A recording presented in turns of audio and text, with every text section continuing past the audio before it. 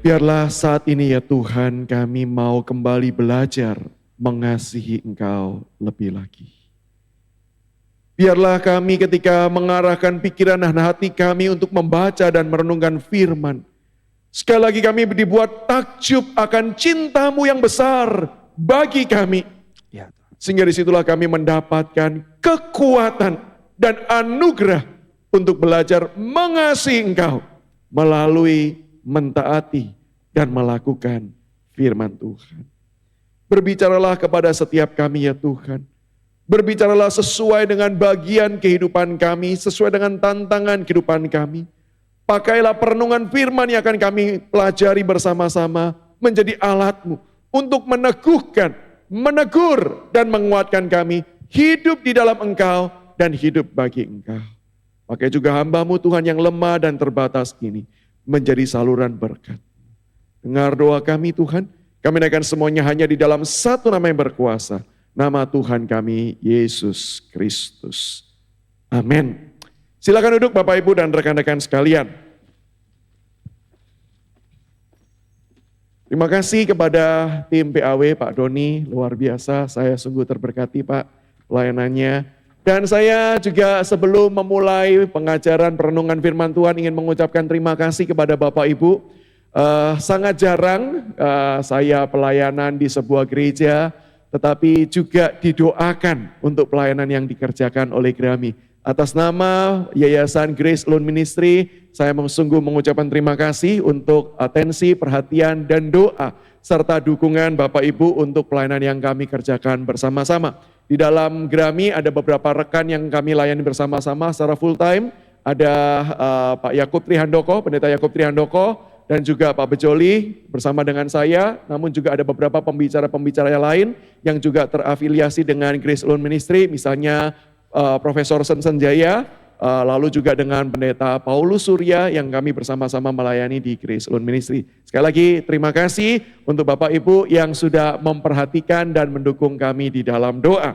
Dan saat ini kita akan melanjutkan proses pembelajaran kita, khususnya di dalam kitab atau surat Yakobus. Saya mengajak kita memperhatikan surat Yakobus pasal yang pertama, mulai dari ayat yang 19 sampai ayat yang ke-26, namun izinkan saya membaca sampai ayat yang ke-27 bagi setiap kita.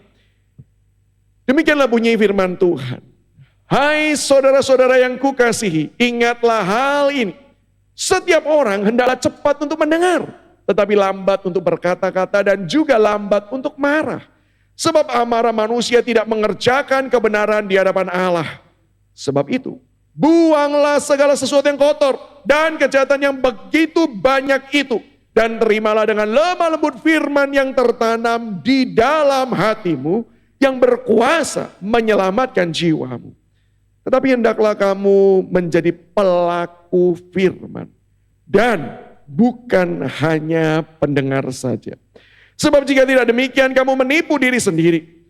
Sebab jika seorang hanya mendengar firman saja dan tidak melakukannya, ia adalah seumpama seorang yang sedang mengamati mukanya yang sebenarnya di depan cermin.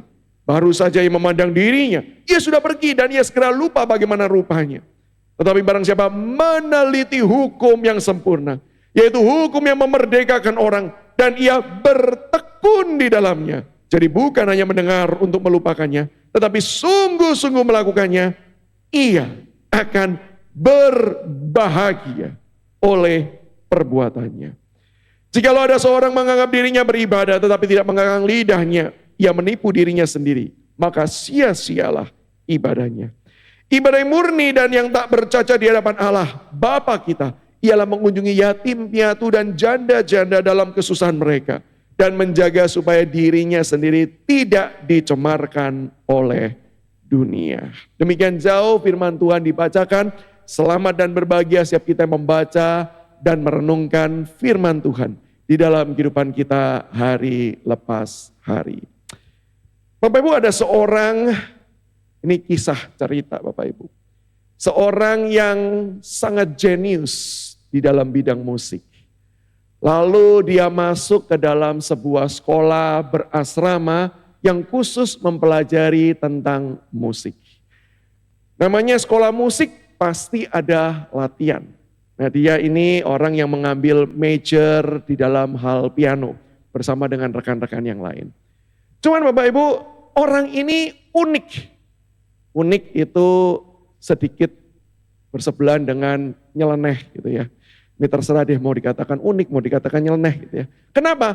Karena biasanya orang itu berlatih di jam-jam waktu yang memang dipersiapkan entah pagi, entah siang, entah sore. Orang ini khusus Bapak Ibu, latihannya itu suka sebelum tidur. Gitu ya. Unik kan ya? Jadi sebelum tidur dia itu bisa tidur kalau dia itu latihan. Tapi yang dikatakan unik atau nyeleneh adalah begini Bapak Ibu. Orang ini suka membuat orang lain gelisah. Kenapa? Karena setiap kali dia berlatih, dia itu selalu menyisakan satu not terakhir yang tidak dimainkan. Contohnya ya, untuk supaya sederhana, saya nggak akan mainkan alat musik, saya nyanyikan saja. Misalnya lagu yang sederhana, lagu sekolah minggu, Si Semut. So mi mi fa re re, do re mi fa so so so, so mi mi fa re re, do mi so so do, re re re re re mi fa, mi mi mi mi mi fa sol, so mi mi fa re re, do mi so so. Selesai itu, yang ditutup, dia pergi dan dia tidur. Tapi teman-teman yang lain yang mendengarkan awalnya karena dia ini seorang yang jenius, pandai bermain musik, wah enak nih, lagu pendamping tidur. Tapi gara-gara kurang satu nada, orang tuh selalu gelisah. Dia tidurnya, yang lain tidak bisa tidur Bapak Ibu. Dan itu terjadi setiap hari. Sampai satu hari Bapak Ibu ketika dia selesai latihan, so mi mi fa re re do mi so so. Ya harus ditutup, dia pergi tidur. Ada satu teman yang bergumul dengan keras. Tinggal di lantai 3 Bapak Ibu. Turun dari lantai 3, pergi ke ruang piano itu, masuk ke ruang piano, membuka piano, menekan do. Baru saat itu dia pergi tidur dan seluruh asrama tidur dengan nyanyi. Kenapa? Cukup satu do terakhir. Bapak Ibu bisa ngerasakan ya tadi ketika nyanyi do mi so so. Saya bayangkan walaupun kita tidak bisa musik kita rasa aduh kok rasanya kurang gitu ya. Betul kan ya? Nah Bapak Ibu perasaan seperti itulah yang harusnya juga kita miliki ketika kita itu belajar firman, mengerti firman, tapi kita tidak melakukan firman. Hari ini pertanyaan yang saya ingin tanyakan dan saya ingin kita renungkan bersama-sama adalah, apakah ketika kita sudah disingkapkan akan kebenaran Tuhan, kita mengerti akan firman Tuhan? Pertanyaannya, apakah kita gelisah atau tidak? Ketika kita tidak menjadikan firman itu bagian di dalam kehidupan kita. Atau kita merasa bahwa, oh biasa saja. Oh oke saja. Toh banyak orang yang juga tidak melakukan. Toh nggak ada orang yang suci dan benar melakukan prinsip firman Tuhan. Jadi fine saja kalau saya juga tidak melakukan firman. Saya rindu Bapak Ibu, mari kita belajar. Ingat, saya tahu khotbah itu pasti akan dilupakan. Cerita yang nggak dilupakan, betul kan ya? Hari ini khotbah belajar apa? Satu kata, belajar do. Oke? Belajar do. Apa itu? Belajar menjadi doers of the word. Harusnya kita gelisah dan tidak nyaman ketika kita tidak menjadi pelaku-pelaku firman Tuhan. Dan kalau tanya menjadi pelaku yang seperti apa? Bapak Ibu, saya mengajak kita melihat di dalam konteks bagian firman Tuhan ini. Kalau kita perhatikan di dalam Yakobus pasal 1 ayat 1, kita tahu bahwa surat Yakobus ini ditujukan kepada ke-12 suku Israel yang ada di perantauan. Dan Bapak Ibu, saya mau membuat satu kalimat kesimpulan begini. Orang Israel di zaman itu adalah orang yang sudah dibiasakan, habitual, mereka hidup taat melakukan semua aturan-aturan yang diajarkan oleh guru-guru agama mereka. Kalau kita mengamati sejarah Israel secara cepat, di dalam perjanjian lama kita mendapati Israel ini kan jatuh bangun dalam mengikut Tuhan. Bagaimana mereka seringkali jatuh, tidak taat, mereka gagal melakukan prinsip-prinsip firman Tuhan. Sehingga apa yang terjadi? Israel seringkali dibuang. Bukan kayak itu yang kita lihat ya. Pembuangan Israel pergi ke dalam tanah, pergi ke bangsa-bangsa asing. Mereka ditaklukkan oleh banyak negara-negara. Karena apa? Mereka gagal menghidupi firman Tuhan. Padahal mereka sudah merasakan kasih karunia Allah yang begitu besar. Sampai Bapak Ibu sejarah ini bergeser dan berubah. Ketika Israel setelah dibuang, lalu kemudian kembali di zaman Koresi. Lalu mereka kumpul membangun kembali Yerusalem yang hancur itu. Dan mereka di situ sepakat dan komit.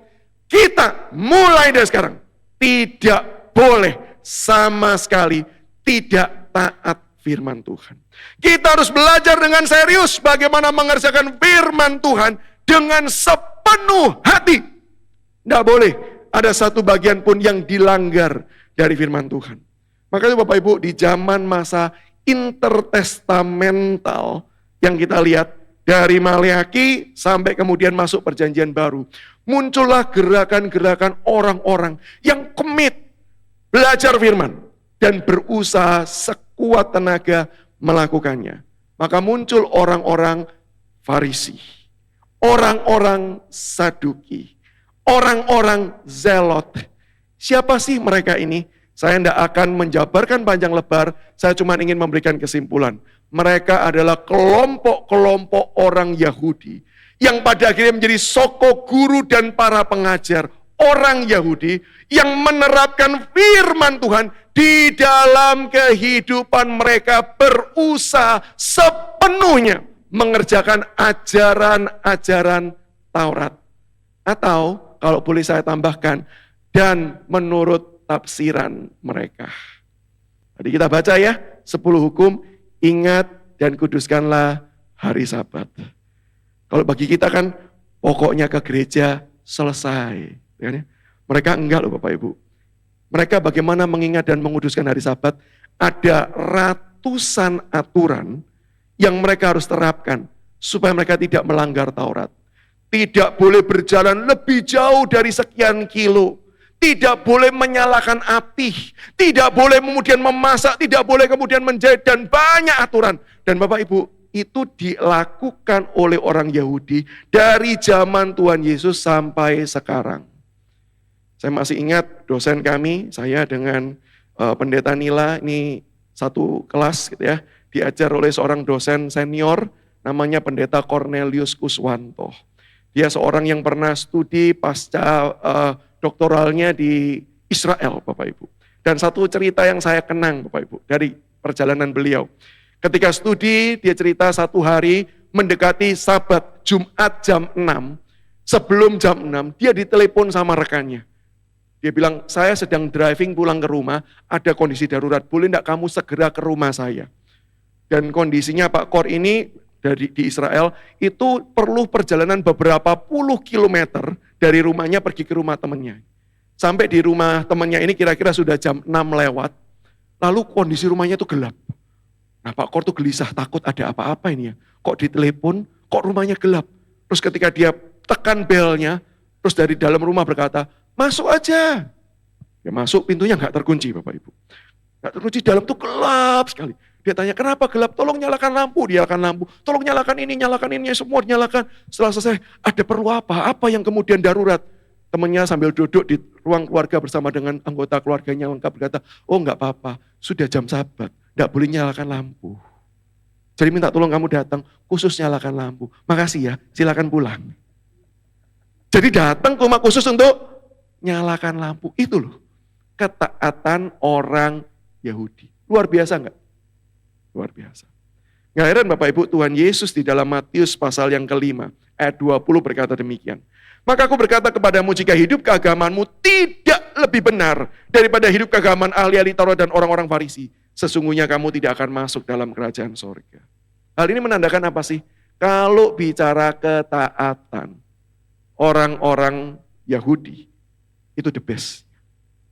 Maka sekarang pertanyaannya, kenapa surat Yakobus yang ditujukan bagi orang-orang Yahudi Israel di perantauan tetap menekankan bukan cuma tahu firman, tapi taat. Bukankah mereka ahlinya? Apalagi ketaatan yang perlu diajarkan kepada orang-orang Yahudi ini. Nah, saya mengajak kita melihat dua bagian. Dan saya berharap kita berefleksi, apakah kita sudah hidup di dalam ketaatan yang seperti yang diajarkan oleh firman Tuhan ini. Yang pertama Bapak Ibu, ketaatan yang dimaksudkan di dalam surat Yakobus ini bukan sekedar melakukan sebagian, tetapi keseluruhan firman Tuhan. Saya percaya setiap kita berhasil dengan beberapa hal melakukan firman Tuhan. Setidaknya beribadah, Bapak Ibu beribadah. Pelayanan, sebagian kita ambil bagian di dalam pelayanan. Tetapi yang dituntut dalam firman Tuhan bukan cuma sekedar sebagian, tetapi kita harus belajar untuk menerapkan seluruhnya. Kalau kita cuma menerapkan sebagian, sewaktu-waktu pula, maka sebenarnya itu bukan ketaatan. Ketaatan yang sejati adalah ketika kita betul-betul menyerahkan diri kita untuk mengerjakan semua bagian dari firman Tuhan di dalam seluruh kehidupan kita. Saya mengajak kita memperhatikan firman Tuhan di ayat 21. Nah, ini ayat yang menarik yang saya ajak kita pelajari. Saya ajak kita perhatikan yang di bawah dulu ya, yang saya sudah tuliskan dengan bentuk italic, miring. Dan terimalah dengan lemah lembut firman yang tertanam di dalam hatimu. Yakobus berkata kepada orang-orang penerima surat, bahwa kamu sudah punya firman loh. Dan firman itu bukan dari hasil usahamu. Firman itu ditanamkan. Dengan kata lain, siapa yang menanamkan? Jawabannya adalah Tuhan. Sehingga kalau tanya, harusnya kan beres. Harusnya kan aman. Tetapi kalau kita baca bagian sebelumnya, di ayat 21, Yakobus berkata demikian, buanglah segala sesuatu yang kotor dan jahat. Sederhananya kalau saya simpulkan kira-kira begini Bapak Ibu. Penerima surat itu adalah orang yang punya firman. Atau dalam konteks kita, bisa jadi mereka sudah melakukan firman Tuhan. Tapi belum semua. Karena hidup mereka bukan sekedar mengerjakan firman, tapi hidupnya juga mengerjakan dosa. Hidupnya juga mengerjakan kejahatan. Sehingga Yakobus berkata, kalau kamu mau betul-betul menjadi pelaku firman, bukan cuma sebagian firman, bukan cuma sebagian hidupmu yang mengerjakan, tetapi semuanya kamu kerjakan, maka buanglah kejahatan, buanglah dosa dalam kehidupanmu. Baru engkau disebut menjadi pelaku-pelaku firman Tuhan. Hari ini pertanyaannya, apakah kita hidup demikian? Apakah kita di dalam seluruh kehidupan kita sudah melakukan firman Tuhan? Apakah kita mengerjakan semua bagian firman Tuhan di dalam hidup kita? Nah, saya mencoba menyelidiki hidup saya. Dan saya percaya cerminan hidup saya merupakan gambaran dari banyak kehidupan orang Kristen. Yaitu apa? Jujur kita harus akui. Ada bagian firman yang kita lakukan. Ada bagian firman Tuhan yang kita abaikan. Ada bagian firman Tuhan yang kita sengaja tidak lakukan. Pertanyaannya, kenapa? Yang pertama, coba kita selidiki. Jangan-jangan ada berhala dalam hidup kita. Apa sih maksudnya berhala? Maksudnya berhala itu sederhana seperti ini. Bukan sekedar patung, bukan sekedar sesuatu yang disembah secara ritual. Berhala adalah segala sesuatu. Bahkan termasuk berkat-berkat Tuhan yang kita posisikan lebih tinggi dari segala sesuatu, termasuk lebih tinggi dari Tuhan. Itu berhala. Keluarga itu berkat Tuhan, enggak? Oh, saya percaya keluarga itu berkat Tuhan. Tapi ketika keluarga itu posisinya lebih tinggi daripada Tuhan itu sendiri. Kita agungkan sampai kemudian membuat kita, Bapak Ibu kalau tanya gini, keluarga kapan sih bisa jadi berhala? Sederhananya Bapak Ibu, satu cirinya. Kalau sampai kita bingung, kita mau lebih taat siapa ya? Kita lebih mau pilih siapa ya? Pilih Tuhan atau pilih keluarga?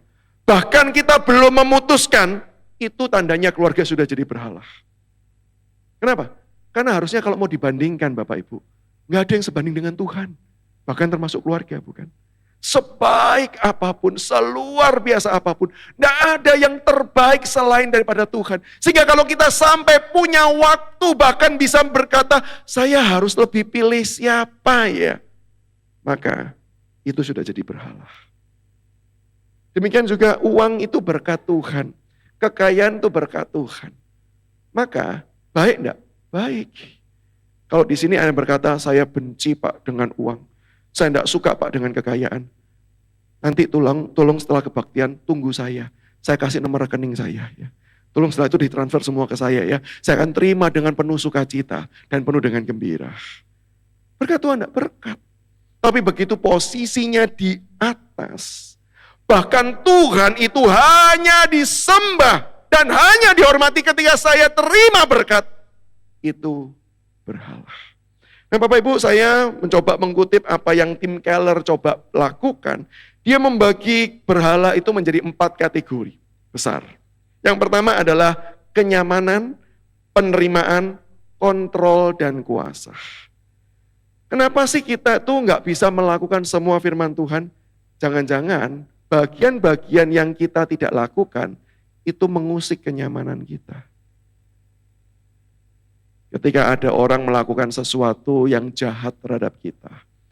Lalu firman Tuhan berkata, kasihi musuhmu. Aduh, berat enggak? Kalau ada yang berkata, enggak Pak, kecil itu, piece of cake. Saya langsung minta izin sama pendeta Nila, saya ganti tema khotbahnya ya, jangan berdusta. Pastilah dilukai itu sakit, berat. Betul kan?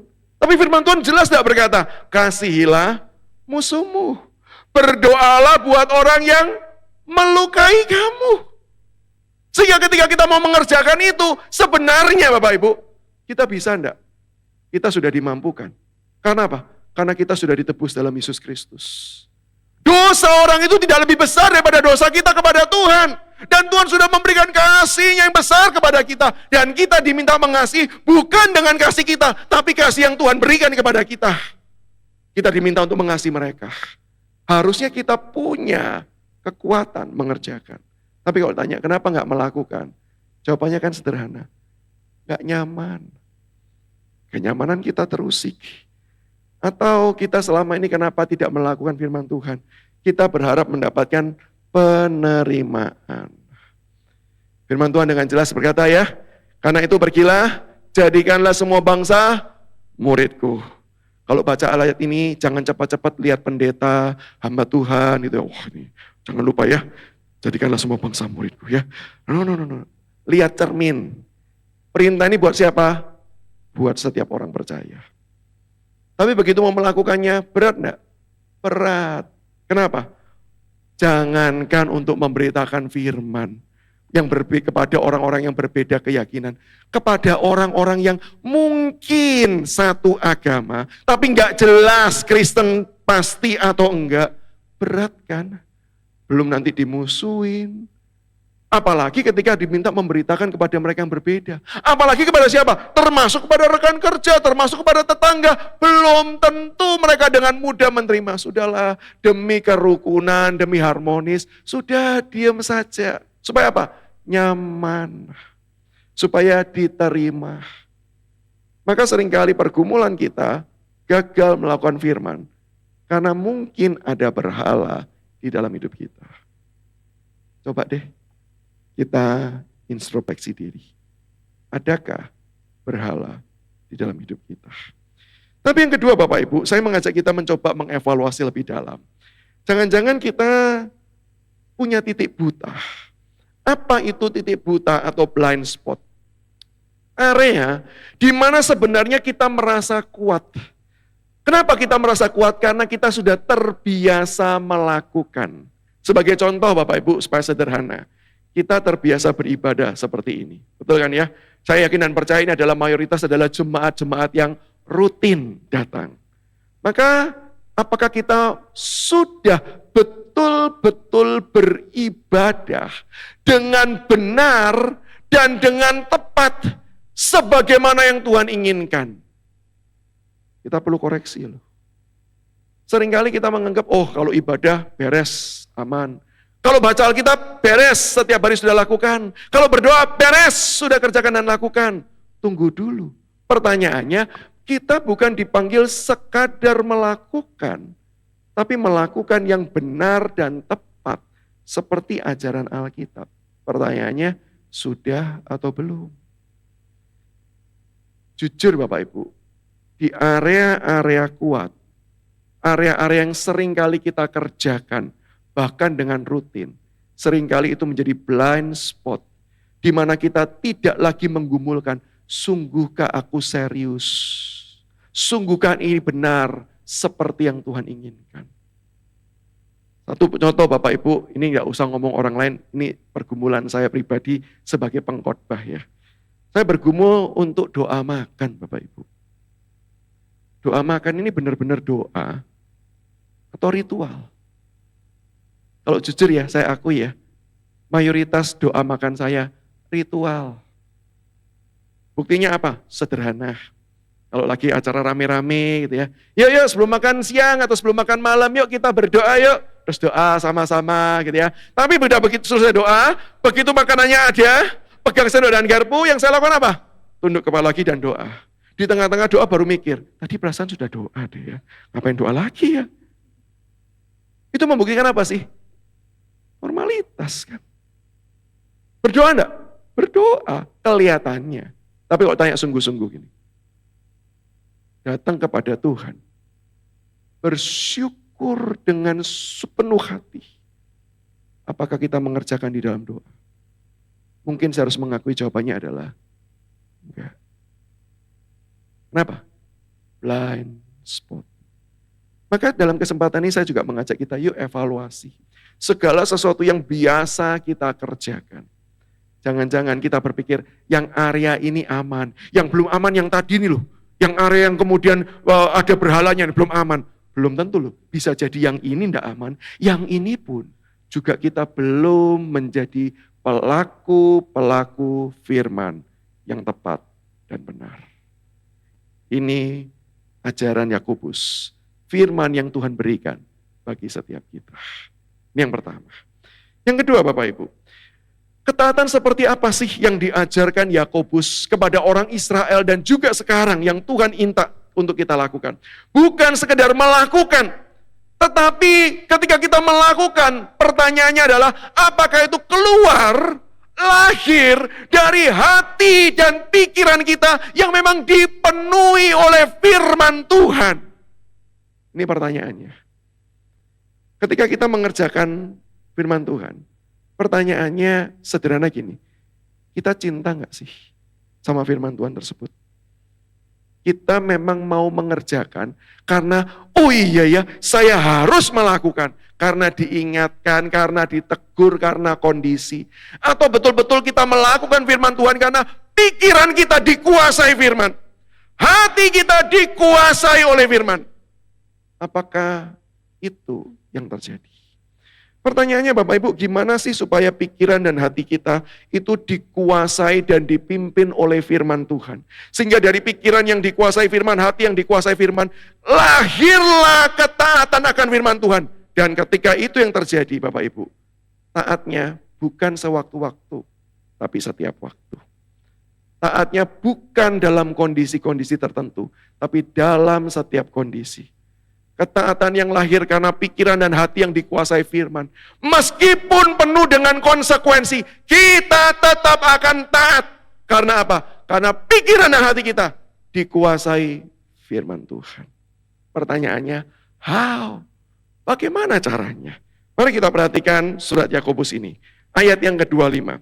Ada beberapa kata kerja yang saya ingin ngajak kita sama-sama pelajari. Yang pertama, Tetapi barang siapa meneliti hukum yang sempurna. Bapak Ibu, meneliti ini mempunyai arti harafiah, seorang yang membungkukkan badan untuk melakukan sebuah pemeriksaan. Membungkukkan badan berarti dia rendah hati mau belajar. Tetapi bukan cuma sekedar berbicara hati yang rendah hati, tetapi ketika dia membungkukkan badan, dia mau meneliti, artinya apa? Dia serius. Dia mempelajari dengan seksama. Dia bukan asal tahu.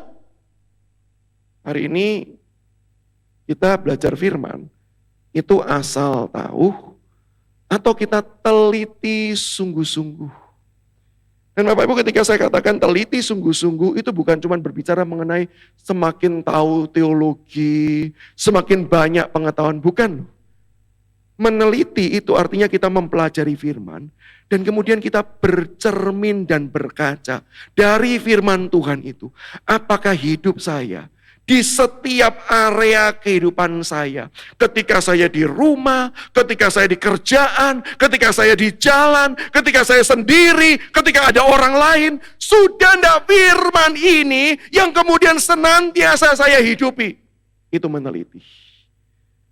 Maka Bapak Ibu, pertanyaannya adalah apakah kita sudah memikirkan secara serius penerapan firman Tuhan dengan presisi dalam seluruh area hidup kita. Contoh Bapak Ibu, kita tahu firman Tuhan, kuduslah kamu, supaya sama seperti Bapamu yang di surga adalah kudus. Berarti perintahnya apa? Supaya kita kudus. Amin, amin. Pertanyaannya apa sih yang seringkali kita pikirkan tentang hidup yang kudus? Gak mencuri, gak berbohong, gak berzina, gak merampok, tidak membunuh. Oh iya, saya setuju. Itu adalah beberapa penerapan dari hidup kudus. Tapi pertanyaannya apakah cuma itu? Enggak loh. Hidup kudus bukan sekedar tidak melakukan yang salah. Hidup kudus artinya melakukan yang benar dan tepat kepada Tuhan. Sebagai wujud kasih kita kepada Tuhan. Itu hidup kudus. Pertanyaannya, sudah enggak itu terjadi dalam hidup kita? Ketika kita beribadah, sudahkah ibadah itu karena lahir karena cinta kita kepada Tuhan? Ketika kita melayani, sungguhkah kita melayani sungguh-sungguh karena kita mengasihi Tuhan, maka kita memberi yang terbaik? Ini area yang kelihatannya langsung ada kaitannya sama Tuhan. Saya lebih lanjut nih, 1 Korintus 10:31. Jika kamu makan, jika kamu minum, jika kamu melakukan segala sesuatu yang lain, lakukanlah untuk kemuliaan Tuhan. Pernah mikir enggak? Tuhan pengen kalau saya makan yang seperti apa sih? Supaya engkau dimuliakan ketika juga saya makan. Ketika saya melakukan segala sesuatu yang lain, ketika saya sedang mengerjakan hobi saya, Tuhan engkau pingin gimana sih? Engkau pingin saya hidup seperti apa sih Tuhan? Ketika saya menjalankan hobi saya, kesenangan saya. Supaya ketika saya mengerjakan kesenangan saya pun, bukan cuma saya yang senang, tapi engkau juga disenangkan. Pernahkah kita memikirkan secara serius? Kalau jawabannya belum, maka hari ini firman Tuhan mau mengajar. Yuk, seorang yang melakukan firman, seorang yang pikiran dan hatinya dikuasai oleh firman, seorang yang belajar memikirkan setiap detil bagian kehidupannya, sudah tidak sesuai secara presisi dan tepat sebagaimana yang firman Tuhan ajarkan. Maka itu pentingnya Bapak Ibu, saat teduh itu bukan cuma berbicara beberapa menit, beberapa jam baca Alkitab, bukan. Saat teduh itu setiap waktu. Maka itu seperti lagu tadi, ku renungkan firman-Mu siang dan malam. Gimana cara merenungkannya? Kalau merenungkan firman itu baca Alkitab siang dan malam, tidak kerja Bapak Ibu. Jangan kerja sekuler, masuk saat. Butuh form pendaftaran? Saya berikan form pendaftarannya. Jangan lupa ya diisi setelah ini. Bahkan alumni saat pun, benar enggak Pendeta Nila? Kan kita tidak selalu baca Alkitab kan setiap hari kan ya? Dalam pengertian siang, pagi, malam, sore, cuman kerjanya baca Alkitab, baca Alkitab, kan enggak. Terus gimana merenungkan firman Tuhan siang dan malam? Setiap mau melakukan apa, selalu ingat Tuhan, dalam bagian ini, dalam aktivitas ini, dalam pekerjaan ini, gimana sih yang Tuhan mau saya untuk kerjakan? Itu pelaku firman Tuhan. Yang kedua Bapak Ibu, di dalam Yakobus 1:25, dan ia bertekun di dalamnya. Bertekun itu artinya tetap tinggal. Dan Bapak Ibu, kata bertekun ini dituliskan di dalam bentuk present. Yang artinya apa? Dalam bentuk aktif. Yang artinya adalah bukan sebuah tindakan pasif. Kesannya kalau kita tinggal itu kita diam. Enggak Bapak Ibu. Tinggal ini adalah sebuah bentuk aktif. Di mana artinya apa? Kita menyerahkan diri kepada Tuhan. Kita menyerahkan hidup kita, bagian-bagian kehidupan kita, pikiran kita, pekerjaan kita, masalah kita, kita serahkan secara aktif. Supaya apa? Supaya kita selalu tinggal di dalam Tuhan. Pertanyaannya, ada nggak kesadaran itu terjadi di dalam hidup kita? Ketika kita melakukan aktivitas, apakah kita berkata gini, Tuhan, aktivitas ini pun juga buat Engkau loh. Maka saya mau menyerahkan aktivitas ini ke dalam tangan-Mu. Saya mau mempercayakan. Sehingga Bapak Ibu yang berbeda adalah apa? Ketika kita mempercayakan kepada Tuhan, maka disitulah kita mau berkata, jadilah kehendak-Mu. Sesuai dengan yang Kau inginkan. Di dalam bagian yang Kuserahkan. Entah itu keluargaku, entahkah itu masalahku, entahkah itu urusan pekerjaanku. Seorang rekan pernah bercerita, di tengah-tengah dia menghadapi dalam pekerjaan susah, dia dipermainkan sama aparat. Tujuannya apa sih? Sederhana, uang. Dia bergumul, kasih, enggak. Kalau kasih, simple, masalah segera beres. Tapi dia sadar, pekerjaan itu juga miliknya Tuhan. Maka dia berkata, Tuhan, karena pekerjaan ini datang dari Tuhan. Bahkan saya percaya berkat pun datang dari Tuhan. Maka pekerjaan ini saya taruh di tangan Tuhan. Saya mau Tuhan yang berkuasa di dalam pekerjaan saya. Maka kalau Tuhan yang berkuasa, maka saya harus menjalankan prinsip-prinsip firman Tuhan. Saya tidak mau menjalankan yang bukan dari Tuhan. Dan dia coba terapkan Bapak Ibu. Wah, dak-dikduk katanya Bapak Ibu. Ketika diminta untuk bayar nyogok, dia datang. Dia nggak mau Bapak Ibu. Dia sudah doa Tuhan, kalau nanti sampai gagal usaha ini, ya sudah, saya percaya sama Engkau. Tapi yang mengejutkan dia Bapak Ibu, dia bergumul, bahkan sampai dia cerita turun dari mobil itu masih tetap ada kepikiran. Kalau detik terakhir nggak sanggup, bayar aja lah. Sudah, bayar aja. Gak apa-apa sudah, mau gimana lagi. Dia coba jalan, dalam hatinya masih menimbang, tapi dia, Tuhan aku mau taruh, tapi mau taruh kok juga takut, mau taruh kok juga takut, mau taruh kok juga takut. Sampai satu titik Bapak Ibu, dia bilang, Tuhan tolong Tuhan. Aku betul-betul mau taruh. Tapi aku enggak tahu kejadiannya seperti apa. Ketika dia masuk kantor, dia ketemu orangnya. Lalu orang itu mulailah, namanya orang minta sogoan kan enggak langsung kan ya. Cerita dulu ngalor ngidul, cerita ini, cerita itu. Yang diceritakan itu terkait dengan jenderal tertentu yang pernah kerjasama sama teman ini. Pernah kenal dan pernah usaha bersama dengan orang ini. Terus ketika, oh iya pernah, saya pernah pergi juga melakukan ini. Loh, Bapak ada, Bapak kenal dengan jenderal ini. Oh kenal. Kan nih, kami pernah pergi bersama begini. Yang terjadi apa? Langsung, sudah Pak, nih Pak, silakan pulang Pak. Sampai dia masuk mobil, dia senyum-senyum sendiri. Dia noleh ke atas, seolah-olah melihat Tuhan di atas.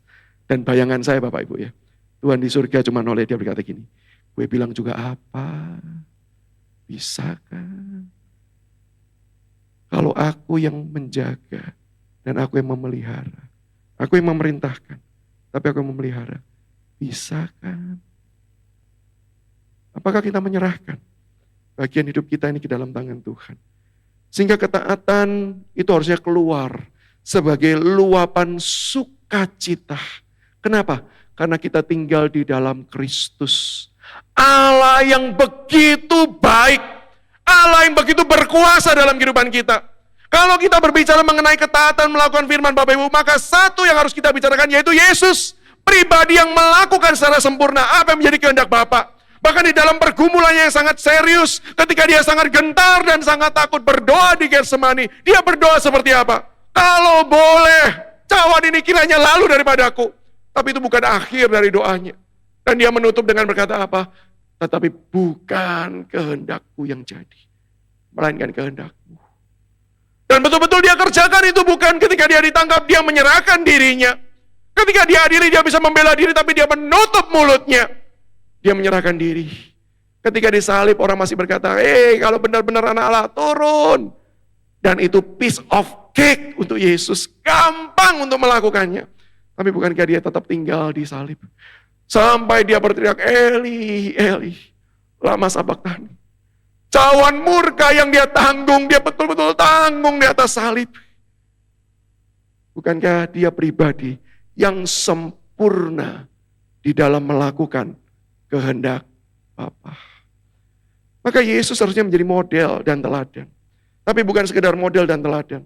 Kalau cuma menjadikan Yesus model dan teladan, saya percaya kita semua akan putus asa. Kenapa? Gak ada yang bisa meniru Yesus. Gak ada yang bisa seperti Yesus dalam kesempurnaannya. Tapi kita bersyukur, Yesus bukan cuma jadi model dan teladan, tetapi dia menjanjikan penyertaannya. Untuk apa? Menguatkan dan memampukan kita menjadi pelaku-pelaku firman Tuhan yang taat kepada Tuhan. Dia adalah Allah yang penuh kasih. Gak heran dia rela datang berinkarnasi, mati dan bangkit, membuktikan kasihnya kepada kita. Dan jangan lupa ketika dia bangkit Bapak Ibu, dia menjumpai Petrus yang gagal. Tujuannya apa? Menguatkan, menopang, dan memberikan kembali kepercayaan kepada Petrus. Inilah Allah yang memanggil kita, yuk taat. Saya percaya kita semua akan datang dan berkata, Tuhan, mau sih mau. Tapi seperti firman-Mu sendiri kan berkata, roh memang penurut, tapi daging mahal. Bukan ya, daging lemah. Pingin datat, pingin, tapi gak bisa. Dan Tuhan berkata apa? It's okay. Aku adalah Allah yang baik. Allah yang akan menuntun satu langkah demi satu langkah. Ketika kita jatuh di tangan Allah yang penuh kasih, akan menopang kita, membangkitkan kita. Dan berkata apa? Coba lagi, aku akan berikan kekuatan, aku akan sertai engkau, aku akan dampingi engkau. Itulah Allah yang memanggil kita untuk taat. Dia adalah Allah yang baik. Yang memelihara, mengajar kita satu langkah demi satu langkah berjalan bersama dengan dia. Tapi bukan sekedar dia adalah Allah yang baik, tapi dia adalah Allah yang penuh dengan kuasa. Buktinya kematian tidak bisa mengalahkannya. Kejahatan tidak bisa mengalahkan dia. Dia tetap rela datang meskipun dia ditolak. Itu membuktikan kasih dan kuasa Allah jauh melampaui kejahatan dan dosa. Kebangkitan Yesus membuktikan dia sudah menang atas segala sesuatu. Sehingga hari ini ketika kita mau belajar taat, kita mau belajar menang, maka kita diminta untuk datang dan menyerahkan diri kita ke dalam tangannya. Tangan Allah yang menang. Tujuannya apa? Supaya di dalam genggaman tangannya kita dikuatkan dan kita dimampukan untuk mengalami kemenangan. Gimana saya bisa alami kemenangan? Kalau melakukan firman, tuntutannya begitu besar, konsekuensinya begitu besar. Sulit melakukan firman Tuhan, tidak mudah. Apalagi dengan tepat dan presisi seperti yang diinginkan. Tuhan yang berkuasa, Tuhan yang mau berkata, kalaupun kamu menanggung konsekuensi, percayalah Tuhan yang memegang seluruh hidup kita. Dia tidak akan membiarkan orang-orang yang menyerahkan diri kepadanya jatuh tergeletak. Tapi dia akan memimpin dan dia akan penuh dengan kuasa menopang hidup kita. Salah satu hal yang paling membuat kita khawatir untuk taat apa? Hidup kita gak nyaman kan? Kembali ke berhala kenyamanan. Tapi Tuhan mau berkata, percayalah, Tuhan sanggup memelihara apa yang kita serahkan kepada Dia. Izinkan saya menutup, menggambarkan bagaimana saya mengalami akan kuasa Tuhan yang membuat saya belajar tetap percaya kepada Dia. Bapak Ibu, saya berasal dari latar belakang keluarga yang miskin. Ini bukan karena ngaku-ngaku, tapi memang dulu keluarga saya miskin. Apalagi sudah miskin, saya hampir putus sekolah, tidak bisa lanjut. Ditambah lagi orang tua saya yang sakit. Saya pernah cerita sebagian tentang kondisi ayah saya yang sakit juga di jemaat ini. Nah, yang saya mau ceritakan saat ini adalah Bapak Ibu, di tengah-tengah kondisi seperti itu, Tuhan panggil saya untuk masuk ke seminari. Dan saya anak tunggal. Saya masih ingat di malam terakhir sebelum saya besok hari berangkat ke Saat. Saya ngobrol dengan mama saya, tulang punggung keluarga. Karena papa saya sakit dan butuh biaya pengobatan. Satu suntikan 1 juta dan itu selama sekian lama butuh disuntik sehingga uangnya juga besar sekali. Saya ngomong sama mama saya gini, "Mah, saya nggak akan lari dari panggilan saya. Saya tetap kok nanti satu hari akan masuk Saat. Tapi lebih baik sekarang saya nggak masuk. Saya kerja dulu. Bantu orang tua, bantu mama, biayai kehidupan keluarga, bantu biayai kehidupan papa yang sakit. Saya sebagai anak laki-laki belajar untuk bertanggung jawab juga dalam keluarganya." Wah, saya ngomong seperti itu Bapak Ibu, berharap yang terjadi seperti drama Korea gitu ya. "Oh anakku, mulia sekali engkau." Gitu. Bayangan saya seperti itu. Tapi mama saya menjawab satu kalimat, dia berkata gini, "Enggak usah. Tuhan sudah panggil kamu, saat sudah jawab kamu boleh masuk, kamu masuk." Terus keluarga ini bagaimana? Percaya sama Tuhan. Dia berkuasa menjaga keluarga ini. Saya masuk ke Saat, Bapak Ibu, saya nggak berani pulang selama 1 tahun. Walaupun saya orang Surabaya, diizinkan pulang setiap bulan, saya nggak pernah pulang. Salah satu alasannya, takut lihat rumah, takut lihat keluarga. Sampai akhirnya sudah 1 tahun, dosen panggil saya, "Samuel nggak pernah pulang, pulang kamu sekarang ya. Nggak boleh balik Saat kalau kamu nggak pulang dulu, pulang dulu." Akhirnya saya terpaksa pulang. Dan begitu pulang Bapak Ibu, saya kaget. Kenapa? Rumah saya lagi dibangun. Saya mikirnya gini, jangan-jangan rumah saya sudah dijual. Terus sama pemilik barunya dibangun. Saya pencet bel, saya kaget, yang keluar mama saya. Saya bilang, "Mah, masih jadi tuan rumah atau jadi pembantu?" "Oh ini rumah kita kok, masih rumah kita." Saya kaget, uang dari mana? Tidak cuma itu Bapak Ibu, diajak pergi mall. Seumur-umur orang tua saya nggak pernah ngajak ke mall. Itu pertama kali diajak, "Ayo kita jalan-jalan ke mall. Ayo kita makan." Saya ditraktir Bapak Ibu makan. Makan apa? Hokben. Saya masih ingat bahkan.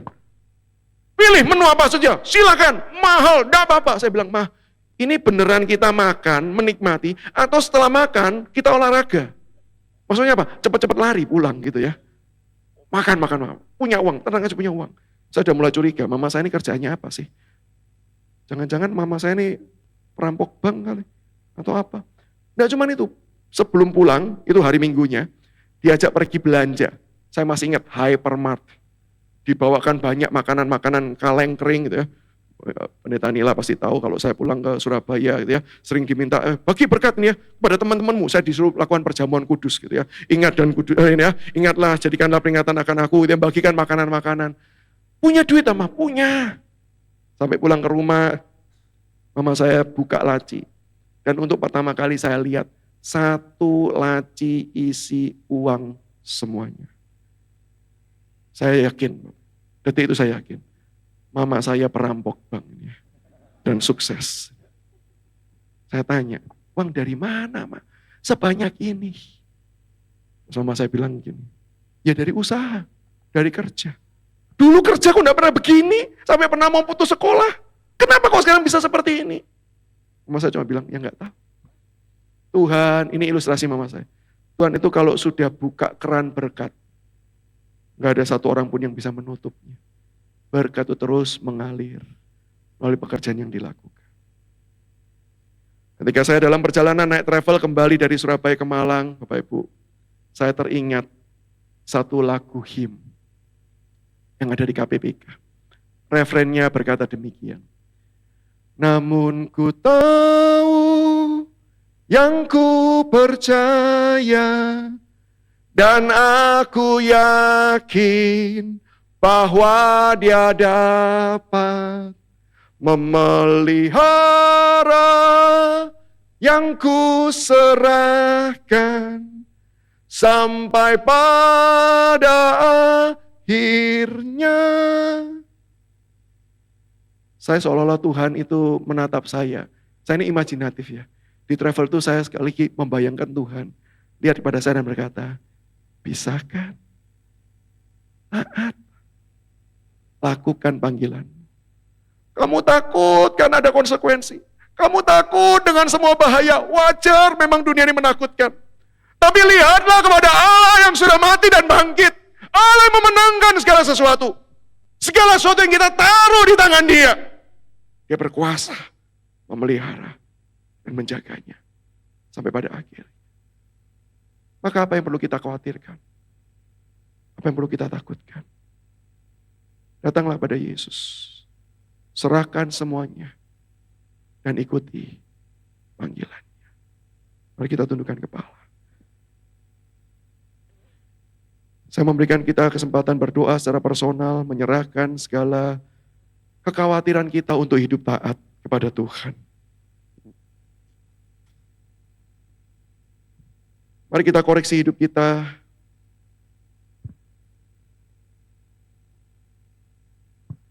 Dan mari kita belajar. Mau menjadi pelaku-pelaku firman Tuhan. Bukan cuman pendengar firman. Bapa di sorga,